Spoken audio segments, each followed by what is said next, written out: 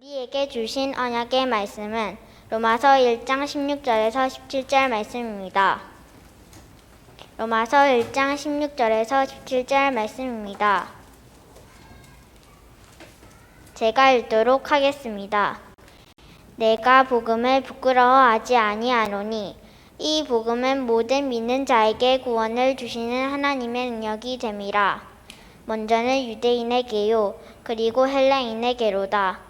복음에는 하나님의 의가 나타나서 믿음으로 믿음에 이르게 하나니 기록된 바 오직 의인은 믿음으로 말미암아 살리라 함과 같으니라. 아멘.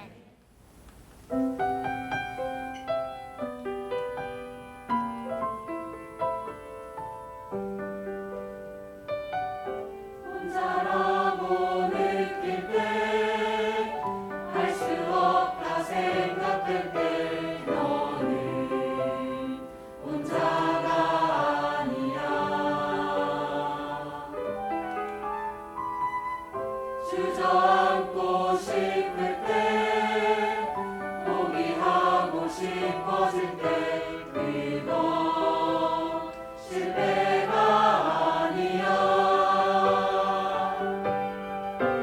분명한 너의 신분 놀라운 너의 권세 주님 내게 주신 꿈과 비전을 기억해. 너는 할 수 있어. 힘을 내봐. 하나님의 시간표 너의 것이니 기억해. 너는 할 수 있어. 힘을 내봐. 하나님의 언약이 너의 것이니.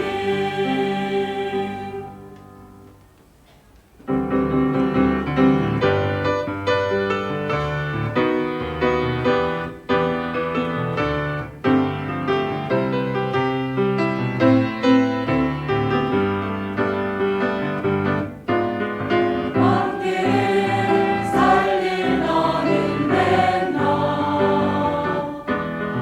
세상을 살릴 하나님 자녀 언약의 꿈이 이루어진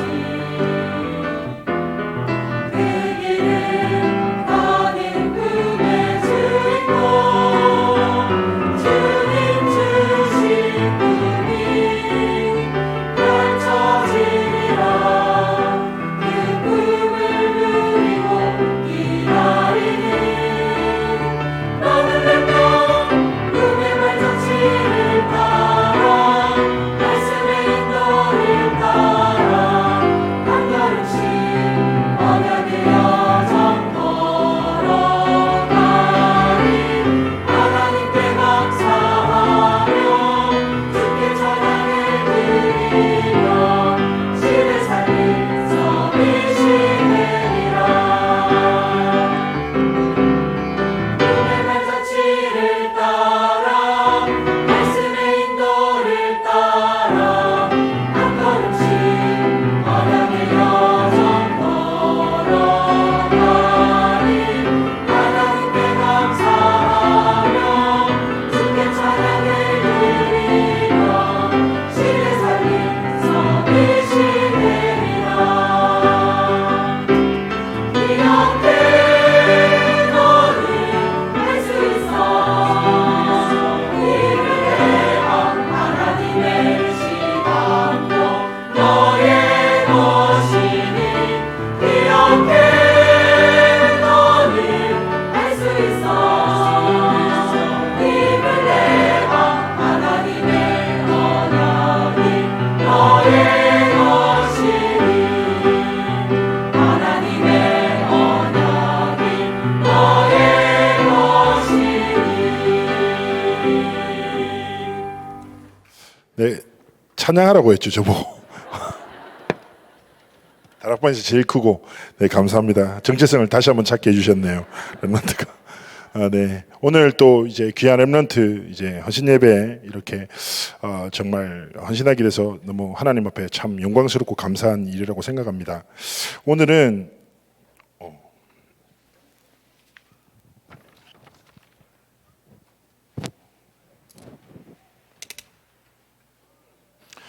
네, 하나님 앞에서라는 제목으로 함께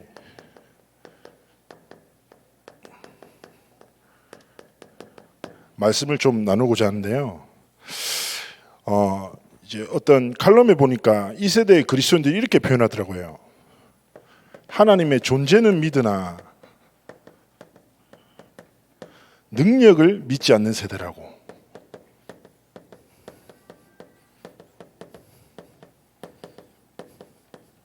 존재를 믿으니까 교회는 다니죠.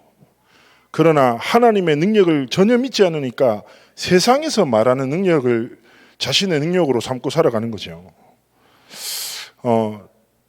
오늘 우리가 로마서 1장 16절 17절에 봤지만 복음은 믿는 모든 자들에게 주시는 하나님의 능력이 됩니다. 하나님은 복음이라는 완전한 능력을 우리 삶에 주셨어요. 그래서 우리 후대들에게도 이것을 반드시 전달해야 되는데, 이번 화요 집회 때 류 목사님이 이제 말씀을 하시면서 그 책임 얘기를 안 하시고 저자 한 명을 얘기했거든요. 짐 퀵이라는 사람을 얘기를 해서 제가 바로 이제 그 집회 중간에 바로 검색해서 그 사람이 쓴 책을 주문해서 쭉 읽어봤는데 되게 중요한 메시지를 던지더라고요. 살짝 이야기를 드리자면 지금 세대 후대들에게 일어나고 있는 정말 위험한 것이 뭐냐면, 첫 번째는 이렇게 표현합니다. 디지털 홍수 시대라는 거예요. 홍수가 무슨 말입니까?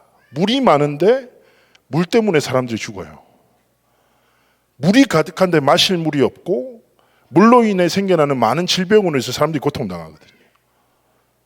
지금 시대에 볼 것이 너무 많은 거죠. 그러니까 그러다 보니까 많은 후대들이 이 정보의 홍수 속에서 이제 뭐 진짜 허덕이는 거죠. 제가 가끔 안타까운 거 보면 후대들이 한 6인치, 7인치가 되는 사람이 만든 좁은 세상에 갇혀서 정작 하나님이 지으신 크고 광대한 이 세상을 보지 못하는 거예요. 근데 앞으로 더더욱이 그렇게 되는데, 근데 이 디지털 홍수에 빠지면 그 다음에 현상들이 일어난다는 거예요. 두 번째가 뭐냐면 디지털로 인한 주의 산만이에요. 실제로 디지털 홍수에 계속 빠져들잖아요. 그러면 주의 산만이 어떻게 나타나냐면 실제로 이제 이거는 그 과학적인 조사에서 나온 거예요. 데이터가 2000년대생과 2010년대생의 차이가 뭐냐면 사고 집중 시간이 그 2000년도에 태어났던 애들은 한 27초 정도의 사고 능력이 있대요. 27초를 좀 멈춰서 생각할 수 있는데 2010년 이후에 디지털이라는 미디어에 계속 빠져들잖아요. 그러면 12초 정도. 주의가 산만하다 보니까 뭐 요즘에 그런 거 아시죠? 이 주의 산만함을 사람들에게 가장 극단적인 예로 보여주는 게 우리 아이들 좋아하잖아요. 뭐 짤방이라고 하잖아요. 뭐 하이라이트만 딱 보는 거. 그 다음에 스킵 이런 거 되게 좋아하잖아요. 많은 아이들이 막 오래 못 보거든요. 뭐 있으면 스킵 팍팍팍 눌러가지고 빨리 감고. 뭔가를 하나 집중해서 오래 머무를 수 없는 뭐라고 하죠? 그런 불안함 속에서 아이들이 살아가는 거예요. 그러다 보면 그 다음에 나타난 게 디지털 치매라고 표현하더라고요. 디지털 치매가 뭐냐? 치매라는 것 자체가 그 원래 근육도 계속 사용하면 근육이 강해지잖아요. 기억도 마찬가지라는 거예요. 기억을 계속 사용해야지 기억력도 늘어나면서 뭐 쉽게 얘기하면 인간의 극대화되는 건데, 뭐 아이들이 쉽게 얘기하면 기억하는 능력을 전혀 사고하지 않죠. 그 사용하지 않으면 나중에는 외부에 일어나는 모든 일들에 대한 반응이 굉장히 늦어진다는 거예요. 그리고 네 번째는 뭐냐면 디지털 추론이라고 해요. 뭐냐면 많은 후대들이 생각하지 않고 어떤 생각을 얻어야 될 지점에 인터넷상에 정리해 놓은 남의 생각을 그대로 흡수해 버린다는 거예요. 결국 이 모든 게 뭐냐면 하나님이 주신 가능성을 빼앗아가는 사단의 함정이거든요. 되게 소름 돋는 거 아시죠? 이 디지털이라는 세계를 만드는 사람들은 자신의 자녀들에게 절대 디지털을 제공하지 않거든요. 그래서 뭐 그런 거죠. 실리콘밸리에서 가장 학비가 높은 사립학교 들어가잖아요. 그러면 그 학교에는 컴퓨터가 없다고 합니다. 그들이 말하는 건 세상의 가장 강력한 미디어는 페이퍼 미디어다. 책이 가장 강력하다는 거예요. 그런데 그들의 자녀는 그 속에서 사고를 계속 키워 하나님이 주신 가능성을 극대화해. 그런데 세상의 많은 우리들은 그들이 만든 세상에 갇혀서 하나님이 주신 생각에 전혀 머물지 못하는 거죠. 잘 생각해 보세요. 이게 영적으로 이어진다니까요. 많은 후대들이 하나님의 말씀을 올바르게 듣지 못해요. 그리고 그러다 보니까 하나님의 말씀을 기억하지 못하죠. 그러니까 하나님의 말씀이 내 삶과 전혀 상관없이 살아가요. 근데 사실은 이게 후대들만의 문제가 아니거든요. 되게 소름 돋는 거는 하나님의 말씀은 엄청 은혜 받고 집중했는데도 잘 생각 안 나. 근데 드라마는 지나가다가 대충 봐도 스토리가 이해가 되잖아요. 영적인 거는 원래 안개것처럼 사라지는 것 같아요. 그런데 중요한 것은 잘 생각해 보시라니까. 이게 계속 반복된다고 생각해 보세요. 아이들이 예배 자리에 앉아 있지만 하나님의 말씀을 전혀 듣지 못하는 주의 삶만. 하나님의 말씀을 기억지 못하는, 집중치 못하는 상태. 그리고 주로는 무엇입니까? 하나님의 말씀을 묵상해야 돼요. 묵상해서 하나님의 말씀을 통해 내게 주시는 언약이 뭔지, 기도 제목이 뭔지 발견해야 된단 말이에요. 근데 그것과 전혀 상관없이 살아가는 거죠. 근데 생각해 보면 누군가 갑자기 찾아와서 내 지갑에 있는 5만 원짜리를 뺏어간다고 생각해 보십시오. 가만히 있겠습니까?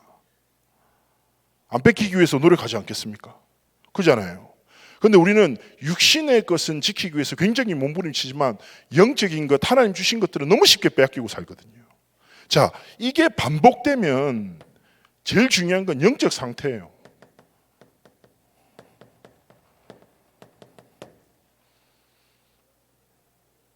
전에도 제가 이제 렘넌트 사역하면 자주 얘기하는데요. 이렇게 표현하더라고요. 진리를 대적하는 가장 무서운 적은 비진리가 아니라는 거예요. 신천지가 무서운 게 아니에요.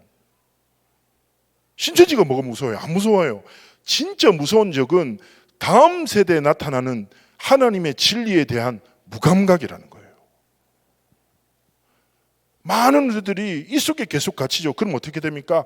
영적인 무감각과 무기력과 무능력 속에서 살아갈 수밖에 없는 거예요. 무감각은 무엇입니까? 하나님의 말씀과 은혜의 자리에 있지만 전혀 반응하지 않는 상태. 무기력, 무능력은 무엇입니까? 모든 것은 할 수 있지만 하나님의 것만 할 수 없는 영적인 상태 속에 살아갈 수밖에 없는 거죠. 이렇게 되다 보면 계시록 3장에 라우디게아 교회에 대한 경고잖아요. 뭐라고 합니까? 하나님의 자녀도 아니고 사단의 종도 아니고 이것도 저것도 아닌 애매한 상태 속에 살아가는 거죠. 그래서 저는 오늘 정말 우리가 후대들을 앞두고 히브리서 2장 1절 말씀을 꼭 기억하셨으면 좋겠어요. 다음 세대를 지키는 이 말씀을 전달하는 것은 가장 중요한 영적인 싸움입니다. 히브리서 2장 1절에 뭐라고 합니까? 그러므로 우리는 들은 것에 더욱 유념함으로 우리가 흘러 떠내려가지 않도록 함이 마땅하니라. 유념한다란 말이 무슨 말입니까? 유념한다, 생각을 깊이 한다, 다시 생각한다가 있죠. 근데 원어의 의미는 집착하듯이 하나님의 말씀을 절대로 놓치지 않겠다는 거예요. 자칫해버리면 우리는 세상의 문화와 흐름과 사단의 거짓말에 흘러 떠내려가 버린다니까요. 그래서 정말 하나님 앞에서 결단하고 우리 후대들이 뭐예요? 하나님의 말씀을 유념함 속에 있도록. 분명히 앞으로 이 반복된, 잘 아시잖아요. 지금 앞으로 시대는요, 계속 사람의 상식과 도덕적인 규범의 틀을 벗어난 계속 사건 사고가 일어나요. 왜 그렇겠습니까? 하나님이 주신 절대 기준을 빼앗긴 채 사단의 거짓말에 영적으로 고통당하는, 또 문화에 중독된 사람들을 통한 계속 사건이 일어난다니까요. 그런데 렘넌트 운동의 가장 궁극적인 목적은, 류광수 목사님 전에 그런 말씀하셨는데요, 당연하게 영적 지도자, 목회자들의 기도와 중직자들의 기도 속에서 우리 후대들이 자라나야 되지만, 진짜 렘넌트 운동은 렘넌트 세대가 일어나서 그 세대를 살리는 거라는 거예요. 결국 이 속에 빠져서 방향을 잃고 영적인 고통 속에서 당하는 수많은 자들에게 다른 이들이 아니라 우리 렘넌트 세대가 일어나서 그 세대를 살릴 영적 지도자로 서야 되는 겁니다. 그걸 위해서 뭐예요? 다른 방법이 없죠. 에스겔서 37장 47장 무슨 말씀입니까? 하나님의 말씀이 절대 불가능한 마른 뼈에 일어나니 군대가 되고, 47장에는 성전에서 흘러난 모든 물이 닿는 모든 것을 회복시키고 살리지 않습니까? 그래서 우리 렘넌트들의 삶에 뭐예요? 하나님의 말씀을 유념함. 세상에서도 디지털 디톡스라고 해요.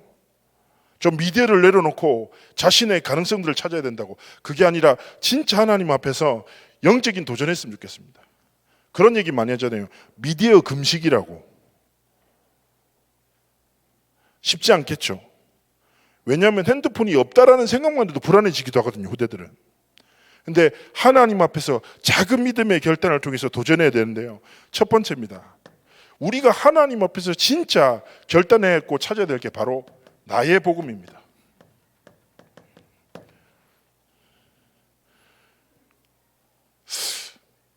우리 삶에 경험할 수 있는 최고의 은혜가 무엇이겠습니까? 좀 부끄러운 얘기인데요, 저희 이제 임마누엘 서울교회에서 제가 청소년 사역을 하는데 했었거든요. 근데 이제 고1들 다락방을 하는데 제가 갑자기 이렇게 물어봤어요. 야, 하나님의 은혜가 모든 것이야. 자, 갑자기 내가 궁금한데 은혜가 영어로 뭘까? 이렇게 물었어요. 근데 고1들이 대답을 못하는 거예요. 그래서 은혜가 영어로 뭡니까? 그레이스잖아요. 그래서 제가 너무 이제 부끄럽더라고요, 사역자로서. 어떻게 은혜라는 영어 단어를 몰라? 그레이스 너무 쉬운데. 그래서 제가 힌트를 줬어요. 첫 자가 스펠링이 G다, G.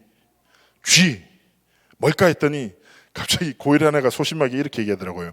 G 그리스도? 제가 처음 비웃었는데 생각하니까 맞는 말 같아요. 당연하게 단어적으로는 안 맞지만 너는 도대체 어디서 공부를 한 거래? 그리스도, G 그리스도. 맞네. 자, 우리 삶에 하나님 앞에서 체험할 수 있는 최고의 은혜는 바로 하나님이 주신 생명의 복음을 깨닫는 거죠. 그런데 오늘 하나님 앞에서 우리 후대들이 질문해야 돼요.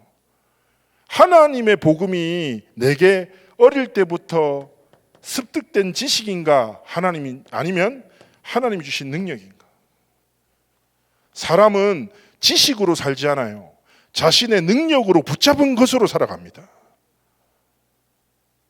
우리 후대들이 하나님 앞에서 진짜 결단하고 하나님이 주시는 능력의 복음이 내가 아는 것이 아니라 믿는 것을 넘어 뭐요? 가진 것.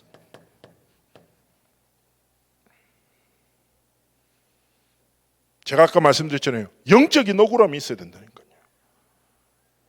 진짜 하나님 앞에서 나의 복음을 발견하고 누리는 하나님 앞에서 믿음의 도전이 있어야 되는 겁니다. 그리고 두 번째는요, 지금도 잘 아시다시피 교회에 대한 세상의 비난이 너무 심하잖아요. 그런데 하나님 앞에서 질문해야 됩니다. 나에게 복음은 부끄러움인가? 아니면 내 삶의 자랑인가?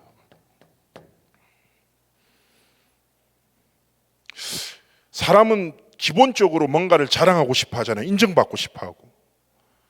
그렇잖아요. 시계 좋은 거 사도 사람들이 자신도 모르게 손목을 이렇게 내밀잖아요.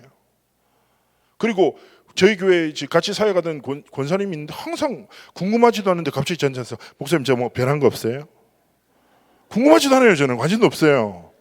그럼 대충 얘기합니다. 머리가 너무 이뻐요. 아, 역시 목사님 센스가 뭐 이렇게 지나가세요. 한 3개월에 한 번씩 오시거든요, 저한테. 목사님 제가 어떤 것 같아요? 뭐 변한 거 없어요? 아, 이번에 잘 되셨네요. 이렇게 말씀드리는데 사람은 당연하게 인정받고 싶어 하죠. 자랑하고 싶어 하죠. 그런데 있잖아요, 제가 렘넌트한테 이런 얘기 하거든요. 세상이 하나님의 교회를 비판하고 하다 보니까 많은 그리스도인들이 하나님의 복음을 부끄러워해요. 부끄러워한다는 말이 막 숨긴다가 아니라 우리 삶에 자신의 정체성과 하나님 주신 복음을 자랑하지 않고 사는 거죠. 그래서 제가 어떤 얘기했냐면, 네가 진짜 부끄러움은 이거라고 생각합니다. 복음으로 인해서 당할 부끄러움 때문에 네 삶에 단 한 번도 복음으로 인한 부끄러움을 당하지 않는다면 그게 진짜 부끄러운 거라고. 분명히 마태복음 5장 10절에 의를 위하여 핍박을 받는 자 천국이 저희 것이다 말하잖아요. 내가 내 삶을 위해서 모든 부끄러움을 당하신 그리스도를 부끄러워한다. 그리스도를 자랑하지 않는다. 그게 가장 부끄러운 거죠. 제가 사회 가던 한 렘넌트가 있어요. 이 렘넌트가 제가 이제 학교에 다락방을 하러 들어가면 이렇게 얘기하더라고요. 이제 맨날 그 친구만 만나는 거예요. 그래서 내가 너만 만나기 싫다. 제발 전도 대상자 좀 데리고 와서 같이 복음 전하자. 복음 운동하자니까 너무 부끄럽다는 거예요. 난 네가 진짜 부끄럽다. 나보고 다시 오지 마라. 와라고 하지 마라. 막 이렇게 얘기를 하고 했는데 얘가 어떻게 얘기했냐면요. 진짜 이렇게 얘기해요. 이거 어느 정도 소심하느냐면 갑자기 별로 안 친한 친구가 갑자기 이렇게 얘기한 거예요. 나랑 오늘 저녁 먹을래? 그래가지고 좋아. 그러면 사물함에 가서 짐을 빼와야 되잖아요. 근데 그 친구가 뒤에 서 있어. 근데 기도수업이 딱 있더래요. 이걸 뺄까 말까 고민했다는 거예요. 이 정도로 애가 상태가 안 좋아요. 아시겠죠? 그런데 얘라 모르겠다 싶어서 기도수업을 딱 뺐는데 그 친구가 이렇게 얘기한 거죠. 나 그 책 아는데? 무슨 소리예요? 집안은 불신자인데 이모가 다락방 하는 사람이라. 조카의 전도를 위해서 계속 기도하고 있으니까 이 책을 계속 준 거예요. 얘가 무슨 말인지도 모르고 몇 번 읽어봤다는 거예요. 그러니까 이 렘넌트가 너무 놀래가지고 어떻게 이 책을 아냐고. 우리 고모가 나한테 선물로 줬는데. 그래, 그러면은 나랑 같이 우리 전사님이랑 말씀 운동하는데 거기 가보지 않을래? 좋아. 그래서 다락방 연결됐거든요. 제가 얘기했어요. 진짜 부끄럽지? 네. 나도 네가 부끄럽다. 근데 오늘 이 날을 잊지 말자. 복음은 뭐요? 믿는 모든 자들에게 구원을 주시는 하나님의 능력입니다. 우리 삶의 유일한 자랑입니다. 그래서 저는 렘넌트들한테 의를 위하여 핍박받는 영적인 도전이 있었으면 좋겠습니다. 예수 그리스도를 생명 다해 사랑하고 자랑하는 믿음의 고백이 현장에서 있기를 축복합니다. 자, 그리고 기억해야 됩니다. 복음에는 하나님의 의가 나타나서 믿음으로 말미암아 믿음에 이르게 하나니, 우리의 삶에 사람들은 저마다 무언가를 믿고 살아가잖아요. 그런데 중요한 것은 제가 전에 한번 이제 렘넌트 사회 가면서 그런 경우가 좀 많거든요. 저는 이제 애들이 와서 갑자기 상담하고, 그리고 아이들이 감정이 이렇게 이제 북받쳐 올라와서 막 울면서 하는 얘기하는 애들이 많아요. 근데 제가 이제 한 날은 이야기를 하는데 이제 저희 교회 렘넌트 하나가 오더니 이렇게 딱 있잖아요. 손대면 딱 이렇게 눈물이 확 터질 그런 상태로 주저앉아 가지고 자기 비하를 막 하는 거죠. 자기는 못생겼고 공부도 못하고 엄마 아빠는 되게 지금 사이도 안 좋고 경제적으로도 어렵고 너무 원망이 된다고 막 얘기를 하는 거예요. 그래서 보통 이 아이가 왜 왔는지 저는 이유를 알아요. 위로해달라는 거죠. 힘달라는 거고. 근데 제가 절대 렘넌트들이 원하는 대로 움직이지 않거든요. 제가 진짜 처음 이렇게 얘기했어요. 맞아, 넌 못생겼어. 그러니까 얘가 갑자기 눈물을 그치더라고요. 잘못 왔나? 여기 어디지? 그리고 너 공부 못해. 미래가 참담하겠구나. 엄마 아빠 사이 안 좋은 거 나도 알아. 지난주에 본당에서 싸우셨다. 내가 봤다. 아버지 이번에 3번째 삽돈 망하셨잖아. 그 보람도 들었다. 그러니까 얘가 점점 눈빛이 마르더니 네가 과연 교육자가 맞냐? 스스로 질문해봐라. 눈빛으로 저 쳐다보더라고요. 그래서 제가 얘기를 하겠어요. 목사님은 지금 너무 가슴이 아프다.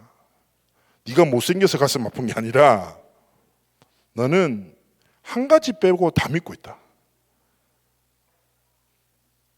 세상도 믿고 사람도 믿고 문제도 믿고 경제적인 갈등도 믿지. 근데 딱 한 가지만 안 믿어. 그게 뭐예요? 복음 빼고 다 믿어요. 하나님의 말씀 빼고 다 믿어요. 사람들이 말하는 자신을 자신으로 삼고 세상의 기준으로 정의한 자기를 정의하고 정작 하나님이 주신 정체성을 전혀 상실한 채 살아가는 거죠. 렘넌트는 질문해야 돼요. 내가 믿는 것은 무엇인가? 세상과 사람을 믿고 살아가는가? 아니면 세상과 사람을 지으신 하나님이 주신 복음과 그 복음 안에서 주신 정체성을 믿고 살아가는가? 스스로 점검해야 되는 겁니다. 그러면서 우리의 믿음이 무엇입니까? 복음이에요. 복음에만 하나님의 이가 나타나요. 복음이 무엇입니까? 예수는 그리스도 모든 문제 해결자 아닙니까? 그래서 우리 렘넌트들이 어떻게 보면 어릴 때부터 지식으로 가지고 살았겠죠. 어쩌면 일평생을 살아가면서 한 번도 하나님의 복음을 자랑하지 못한 렘넌트도 있을 것입니다. 그런데 내가 걸어온 길은 아무 상관이 없다니까요. 가장 중요한 하나님이신 최고의 기근은 오늘을 변화시키는 거예요. 지금 하나님께 내 삶을 드리고 지금 하나님의 복음의 능력 속으로 들어가고 그것으로 하나님이신 영적 도전을 하기 원하시는 겁니다. 그러면서 우리는 나의 인생을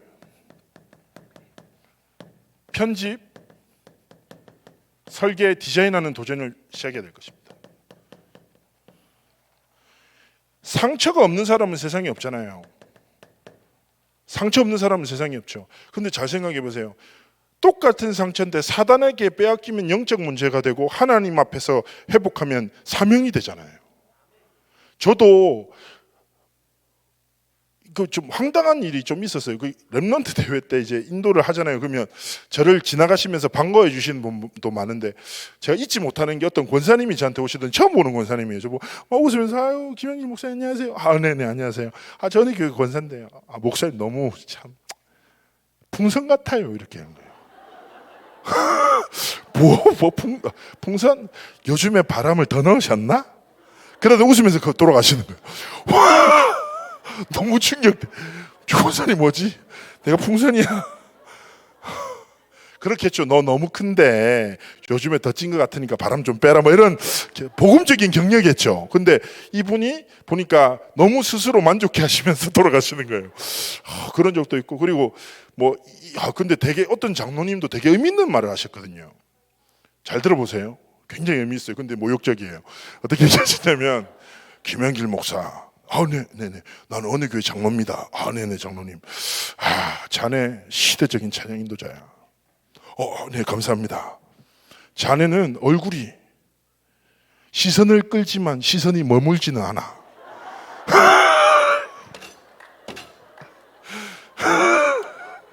너무 모욕적이잖아요. 무슨 말이에요? 프로 찾으면 니 너무 커서 눈에 띄어. 근데 계속 보고 싶진 않아. 뭐 이런 말이잖아요. 그래서 하나님만 바라보게. 그래 좋은 말인데 기분이 영 좋지는 않더라고요. 근데 보세요.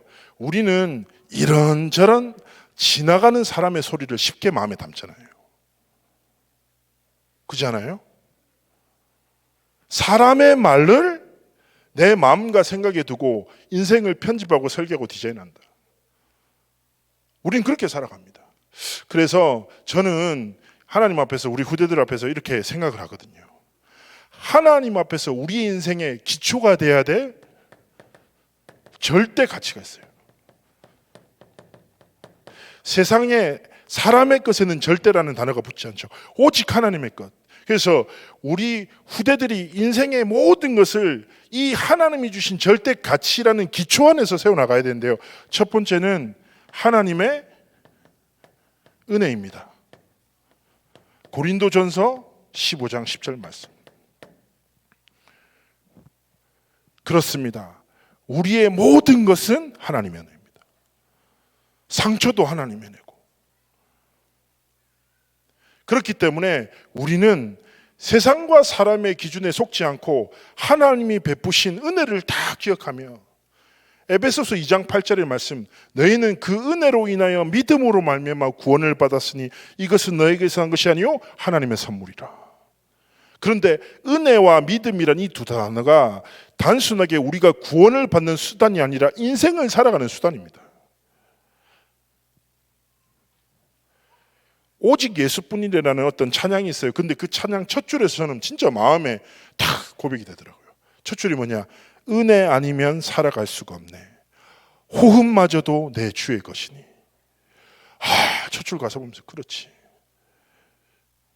하나님의 은혜가 아니면 우리는 아무것도 할 수 없고 어디도 갈 수 없는 연약한 자이나, 반대로 하나님이 우리의 삶에 은혜를 주신다면 무엇이든지 할 수 있고 어디든 할 수 있는 겁니다. 그래서 바울의 고백처럼 우리의 인생의 모든 발자취를 통해서 뭐요? 하나님의 은혜가 나타나고 전달되도록.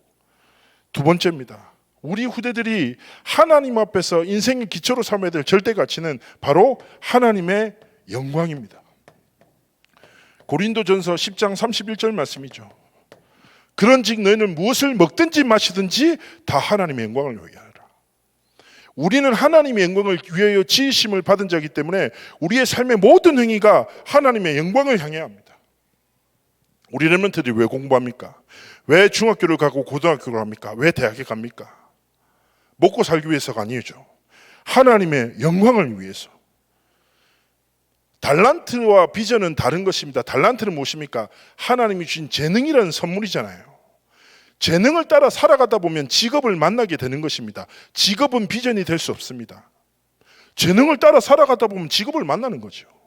그런데 비전은 무엇입니까?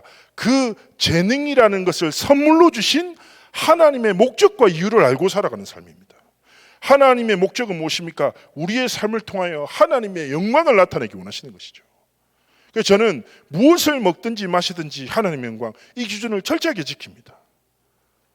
지난주에도 제가 딱 이제 사역하러 이제 갔다가 권사님이 맛있는 거 사주신다고 같이 밥 먹으러 갔거든요. 권사님 저한테 물어보셨어요.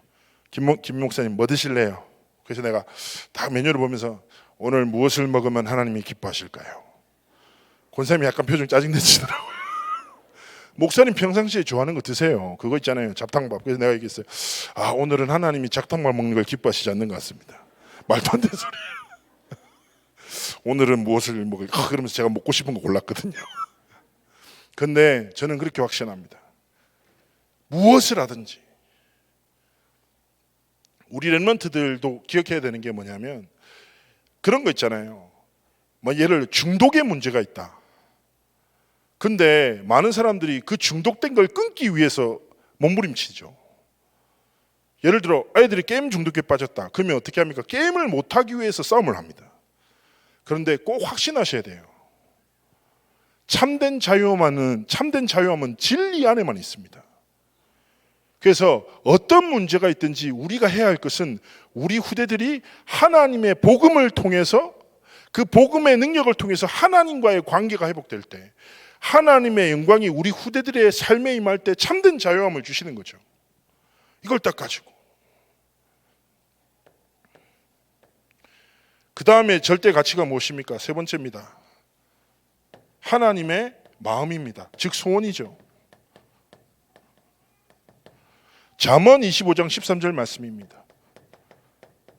충성된 사자는 마치 추수하는 날의 얼음 냉수 같아서 그 주인의 마음을 능히 시원하게 하느니라. 우리 렘넌트들의 인생의 모든 편집, 설계, 디자인의 방향이 뭐라고요? 하나님의 은혜로 인생의 길을 걸어가고 하나님의 영광을 위해서 모든 순간을 살아가고 하나님의 마음을 알고 그 마음을 시원케 할 자로 준비되어지는 것. 이것이 뭐요? 우리 인생을 편집하고 설계하고 디자인하는 기초가 되어야 되는 것입니다. 그래서 날마다 이것을 다 구하고 하나님 앞에서 도전해야 되죠. 그리고 네 번째입니다. 우리 렘넌트들이 절대로 빼앗기면 절대 가치는 바로 하나님의 말씀, 즉 복음입니다. 베드로전서 1장 24절 25절 말씀이죠. 인생은 풀과 같고 인생의 성공이라는 것은 풀의 꽃과 같다. 풀은 마르고 꽃은 시드나 하나님의 말씀만 영원히 설 것인데 너에게 전한 복음이 바로 그 말씀이다. 우리 후대들이 하나님 앞에서 인생의 결단을 해야 된다고 생각합니다. 하나님이 우리의 한 번뿐인 인생 아닙니까? 한 번뿐인 인생. 금방 지나가고 썩어지고 사라질 우리의 삶의 인생. 하나님이 이 말씀을 통해서 말씀하시는 거예요. 네 한 번 지나가고 썩어지고 사라질 인생을 지나가고 사라지고 썩어질 세상의 것에 가치를 두지 말라는 거예요. 영원한 것을 위해서 한 번뿐인 인생을 진짜 편집, 설계, 디자인하기를 원하시는 것입니다. 그래서 우리 진짜 렘넌트들이 하나님 앞에서 그렇구나. 영원한 것을 위해서 오늘을 살아야지. 사단의 거짓말에 더 이상 하나님이 주신 것을 빼앗기지 않아야지. 딱 결단하면서요.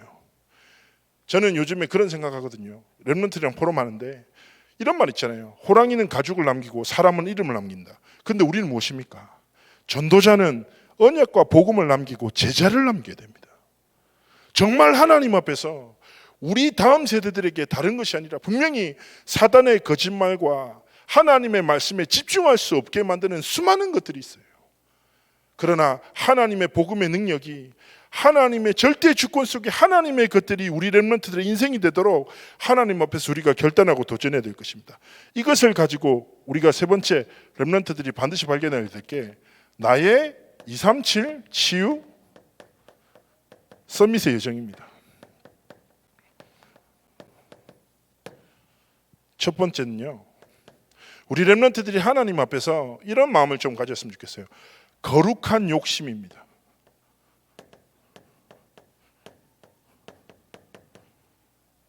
구약에서는 분깃이라고 하죠. 분깃이 무엇입니까? 하나님이 내게 주신 정당한 목이에요.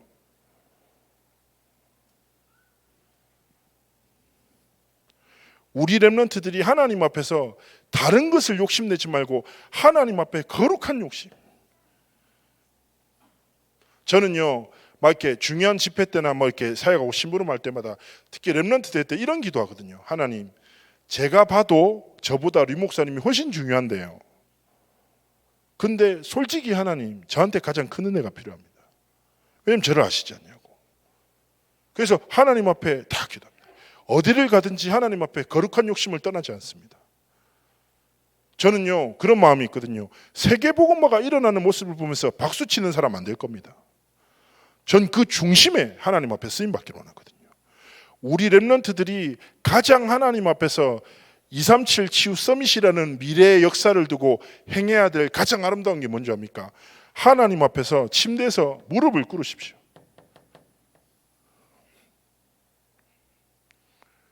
렘넌트들의 인생의 주권자 되신 하나님 앞에 나를 드리는 믿음의 고백. 이사야 6장 13절에 언약을 하나님 언제 주셨습니까?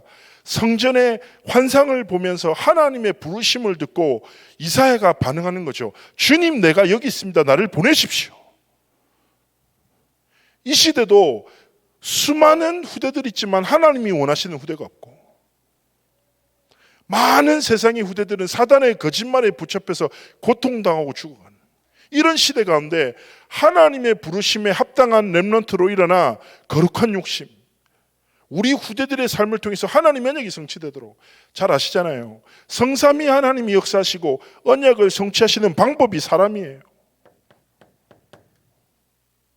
임마누엘 강단은 계속 지금 광야 얘기로 나오잖아요. 광야에 한 200만 명이라는 사람이라고 하잖아요. 근데 대다수의 사람이요, 하나님의 말씀 믿지 않고 현실과 광야라는 문제를 계속 믿고 갈등하잖아요. 그런데 극소수의 사람이지만 하나님 앞에 언약이라는 진짜 성취라는 그 거룩한 하나님의 언약 앞에 무릎 꿇고 삶을 드렸던 사람을 통해서 하나님의 언약은 성취되었죠. 전에 렘넌트 대회가 2만 명이 넘어갈 때 렘넌트 사회가를 팀들이 류광수 목사님 찾아뵙고, 사실은 2만 명이 넘어가니까요, 도시락을 구하는 게 어려운 거죠. 한국의 대기업에서만 커버를 할 수 있는데요. 그리고 한 번은 뭐 식사가 이제 구멍이 났는데 더 놀라운 건 그 대기업에서 햇반을 한 3,000개를 데워왔더라고요. 저는 신기한 게 이 3,000개를 도대체 어떻게 데웠을까 그것도 신기하고 한데, 뭐 잘 곳 먹을 거 다 이제 하더라고요. 저희가 찾아뵙고 이제 류 목사님께 여쭙죠. 이렇게 많이 모이고 이런 좀 어려움이 있고 이런 불편함과 한계들이 있습니다. 그러면 이제 목사님이 뭐라고 말씀해 주실 줄 알았는데, 목사님 딱 그때 뭐라고 하셨냐면, 아직 렘넌트 운동은 제대로 시작된 게 아니다. 전 세계에서 제자들이 몰려들 것이다. 그러면서 딱 한 단어 던지려고요. 앞으로 다가올 렘넌트 운동을 다 꿈꾸며 그릇을 준비하라. 얘기하시는 거죠. 그때 렘넌트 사회 가던 팀들이 무릎을 팍 치면서 이제 정신 차리자. 2만 명이 뭐 그릇 준비해야지. 그래서 우리 렘넌트들이 하나님이 정말 쓰시기 좋은 딱 렘넌트로서 그릇을 준비하고, 그 그릇이 뭐라고요? 하나님의 말씀을 붙잡고 무릎 꿇는 거. 저는 이제 렘넌트한테 항상 이렇게 얘기하거든요. 렘넌트의 가장 아름다운 모습은 침대에서 딱 무릎 꿇고 하나님 앞에 삶을 드리고, 미래의 주인 대신 하나님 앞에 손을 드리고, 하나님의 마음을 진짜 시원케 할 렘넌트의 길을 가기 원하는 것, 하나님 기뻐하십니다. 두 번째는요, 이 거룩한 욕심을 가지고 이 영적인 도전을 할 때 우리 렘넌트들이 꼭 붙잡아야 될 하나입니다. 바로 부르심에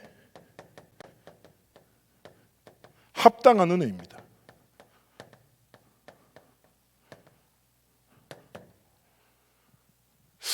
제가 이제 렘넌트 사역을 오래 하다 보니까 교사 중에서 진짜 진실한 분, 이게 굉장히 괜찮은 교사가 있는데 그 교사가 한 2년에 한 번씩 저한테 찾아옵니다. 그래서 울어요. 교사 그만두겠다고. 아무리 봐도 자신은 자격이 없다는 거예요. 준비가 안 됐다고. 애들한테 좋은 영향력을 못 끼칠 것 같다고. 저는 그만둬야 된다고 막 울어요. 그럼 제가 항상 이렇게 얘기합니다. 그러면 내가 한번 물어볼게요. 도대체 뭘 준비하시면 하나님 앞에서 담대히 내가 이제 렘넌트 사역할 준비가 됐습니다 라고 말할 수 있습니까? 도대체 어떤 경험을 가지면 내가 이제 후대들에게 진짜 올바르게 언약을 전달할 수 있는 내용을 딱 준비했다고 자신할 수 있냐고요. 하나님 앞에서 그럴 수 있는 사람은 아무도 없거든요. 하나님의 은혜. 제가 이렇게 얘기했어요. 하나님이 부르셨다면 하나님이 그 사명과 일을 감당할 합당한 은혜를 주십니다. 그 은혜를 구하고 은혜로 인하여 우리는 심부름하는 것일 뿐입니다. 그리고 하나님은 은혜를 주시고 그 일을 이루시는 거라고. 그래서 고린도전서 15장 10절에 바울의 고백이 뭡니까? 내가 모든 사도보다 수고했다. 그러나 내가 한 것 아무것도 없어. 모든 것이 하나님의 은혜야 라고 고백하지 않습니까? 마찬가지인 거죠. 제가 사역하는 모든 사역도 마찬가지입니다. 제 자격으로 할 수 있는 거 아무것도 없어요. 오직 하나님의 은혜.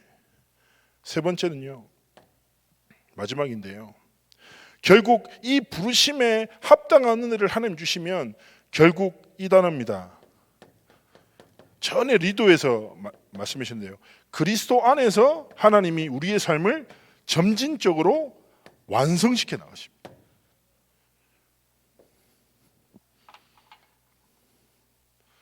결국 내가 하는 것이 아니라 하나님이 하시는 것이죠. 그래서 우리 후대들이 하나님 앞에 나의 복음을 찾고 나의 인생을 하나님의 것으로 새롭게 설계하고, 그리고 하나님이 내 미래에 주실 그 언약의 성취 여정을 바라보면서 하나님 앞에 거룩한 욕심을 가지고 하나님의 부르심에 합당한 은혜를 구하며 날마다 그리스도 안에서 점진적으로 완성되어져. 어떤 철학자가 이렇게 표현하더라고요. 인생이란 죽음을 향해 가는 여정이야. 생물학적으로 25세까지는 자라나고 25세 이후부터는 죽어간다라고 말하더라고요. 우리 죽어간 사람도 많잖아요. 그런데 그리스도인들은 무엇입니까? 늙고 죽어가는 것이 아니라 하나님의 은혜 안에서 완성되어져 나가는 거죠. 깊어져 가는 거죠. 성숙해져 나가는 것입니다. 우리의 삶과 마찬가지 아니겠습니까? 그래서 이 모든 것을 통해서 하나님의 언약의 성취의 주역으로 우리 후대들의 삶이 하나님께 드려지기를 축복합니다.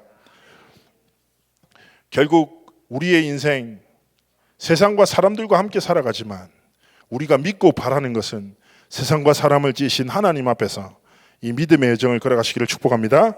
제가 기도하겠습니다. 전능하신 하나님 함께 하시고 하나님 앞에서 나의 복음, 나의 인생, 나의 237 치유 서밋의 성취의 여정을 걸어가도록 함께 하시고 축복하여 주옵소서.